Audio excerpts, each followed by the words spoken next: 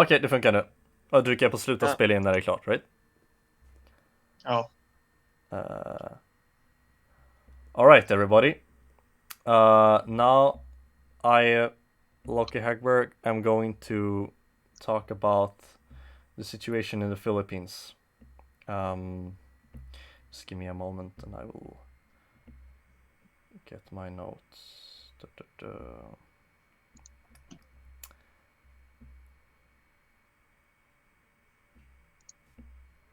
All right. So the anti-terror bill in the Philippines can be read on multiple levels.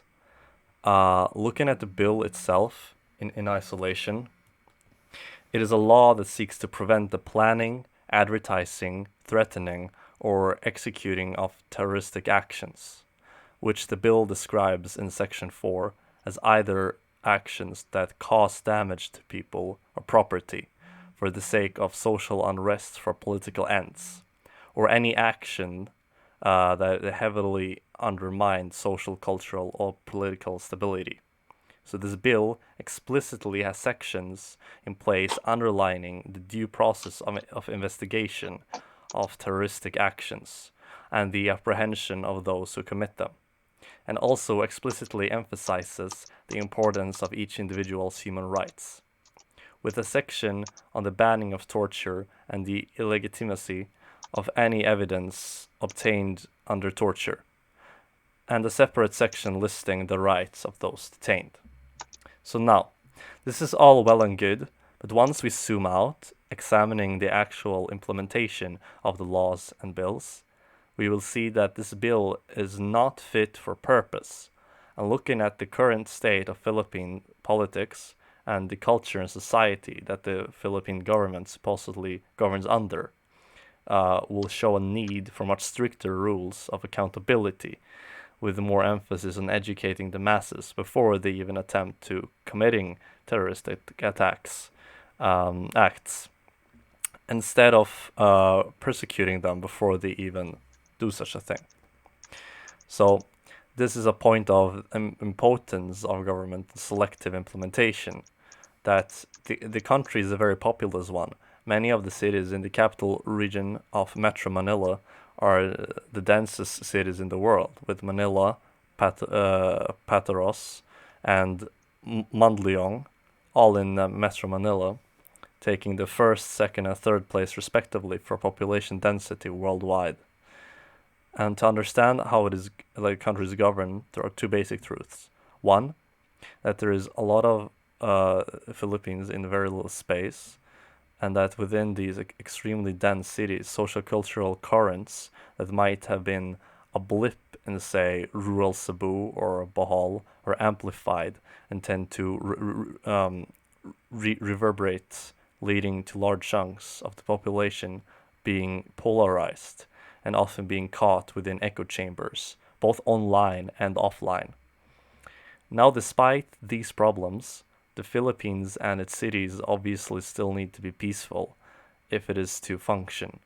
Controlling the populace is as much a political issue as it is a medial issue. So especially with how the average urban Filipino loves technology. A lot of them are online and connected, and assume they are informed, of course. And it's important to note that fake news is also a very important issue there, as it is in all countries with media in that sense. And because of this, it's unlikely that a single institution can effectively keep peace, especially in some of the most populated cities.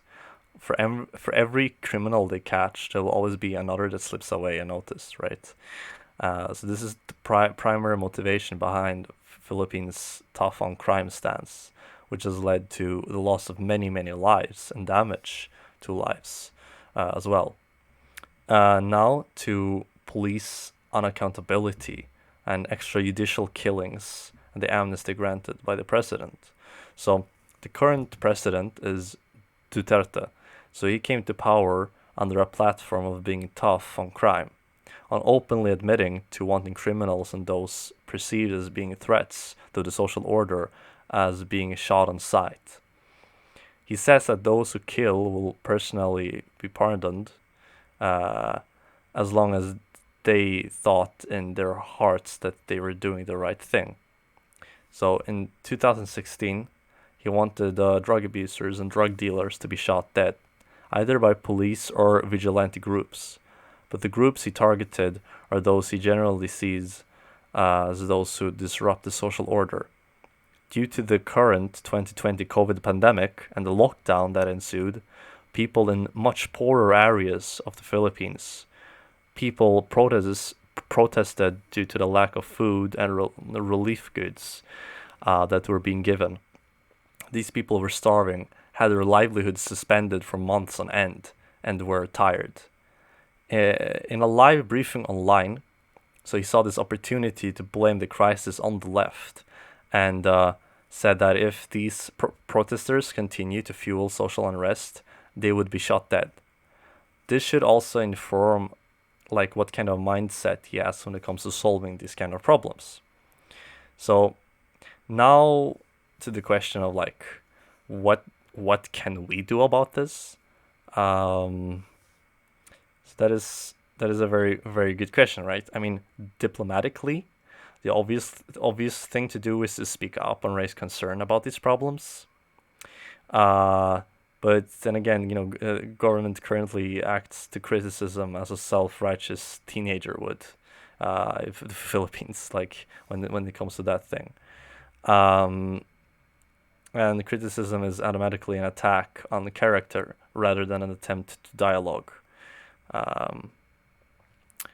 So, like activism pages like Uprise and satire pages like Malacanang events and catering services, which was also exists on Facebook, are pretty good barometer for what the average Filipino activists are considered about and what social ills are plaguing them. The journalism page Juan Bulletin, which also exists on Facebook, helps to expose a lot of opportunistic fear-mongering in names of those who are funding perpetuating fake news for their own political agendas. So like this is to tackle anti-terrorism bill, but it's not the bill alone that's the problem, right?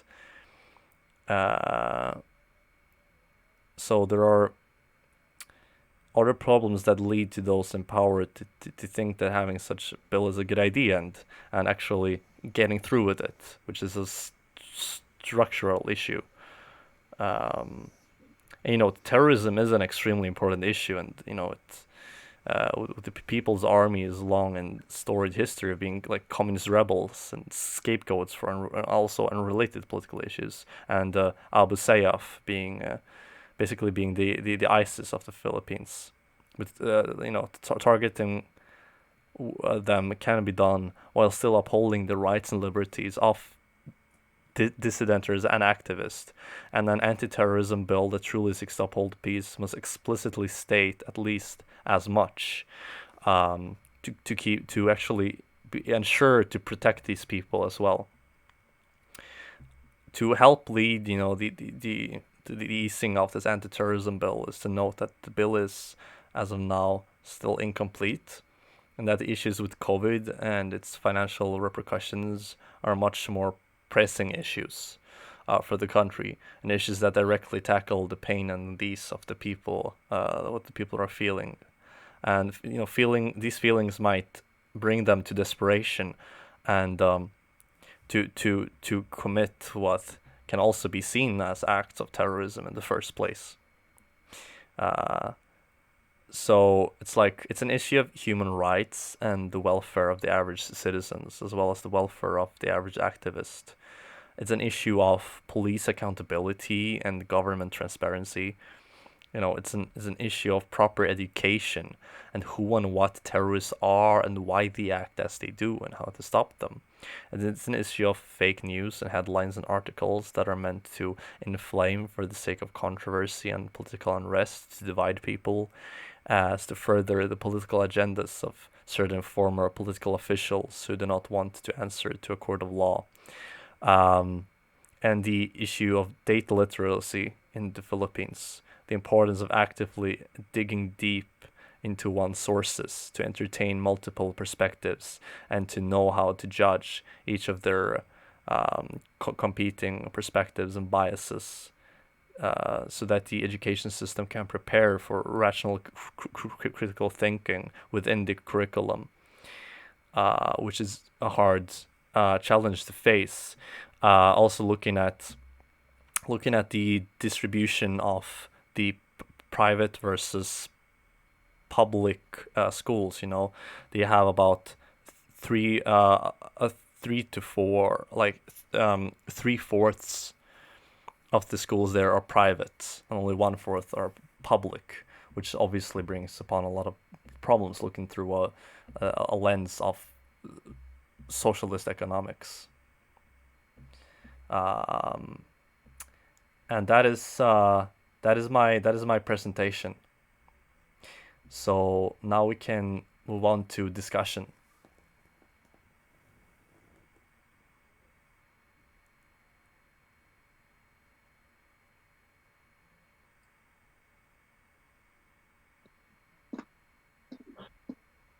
Yes, so one of the problems I see there is that the only way things have improved has been through criticism. And that applies to schools, companies, and democracy itself, and even the state. You can't improve something if you aren't allowed to criticize it. And mistakes happen, sure, but they should also be allowed to be criticized, even if they are mistakes. Otherwise, they are more likely to be repeated. And the people that make mistakes don't always suffer the consequences, so they aren't always aware that it was a mistake that they did. So yeah. Yeah.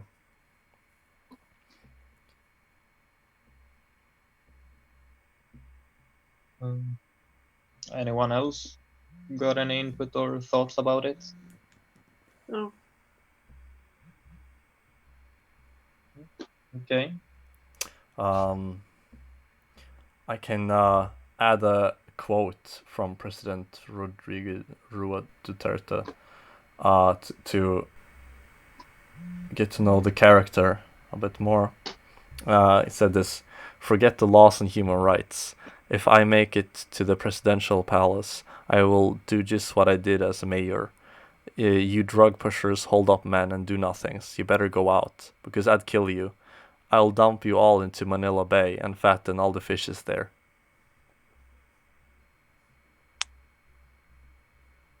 This is like a lecture for me. What? This is like a lecture for me because I don't know anything about this. Yeah. So, but now you have all gotten to know a few things, at least, I hope. And it has all been recorded as well, so that other people can see it. So, no one else wanting to add something, I will stop the recording. Sluta I'm spela gonna do a in. bit of what? Det slutar spela in, va? No, wait. I'm gonna do a bit of devil's advocate, just a tiny bit. So Duterte has done some good things for the Philippines. He has made them more self-sustained and more independent from other countries. They're not as much influenced by other countries. And it has helped the people in the Philippines economically. So it has increased or at least reduced poverty to some degree. And that people see that. If people that are living in poverty and that aren't criminals and affected by him, they're probably not gonna see it as such a bad thing. Like they might overlook it because they have it better off now. Oh yeah. Like but that is also, like what usually happens is that the countries who are open to the world then take back a lot of the in the institutions and or like what they are dependent on, essentially, like when it comes to companies, etc., and they switch it to local elites owning it in the country from the international elites. So it might be the lesser evil, essentially. Yeah, but a problem is also that they aren't necessarily prepared for the consequences of other what's it called, proposals or changes he wants to make. Yeah. That's very true.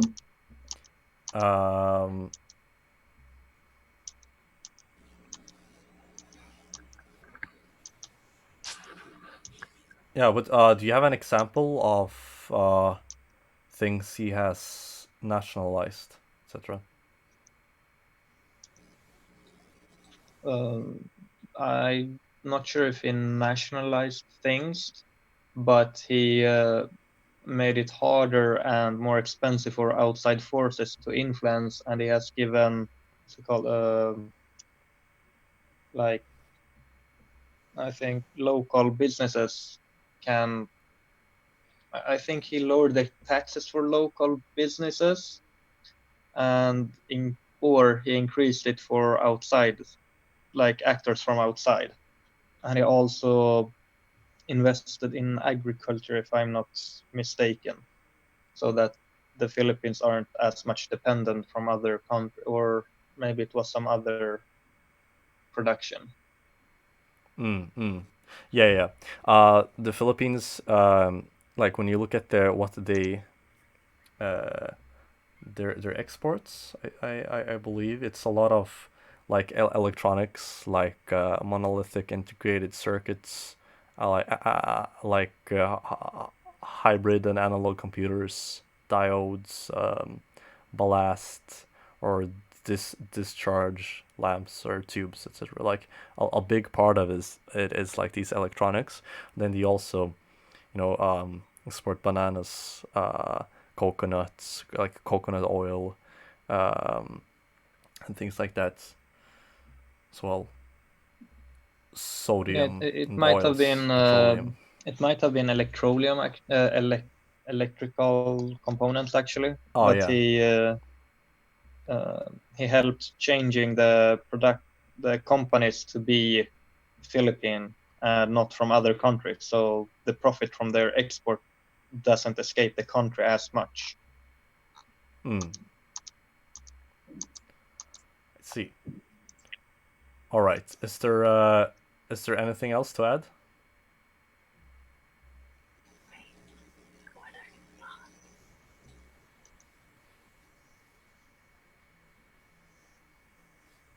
Anyone else?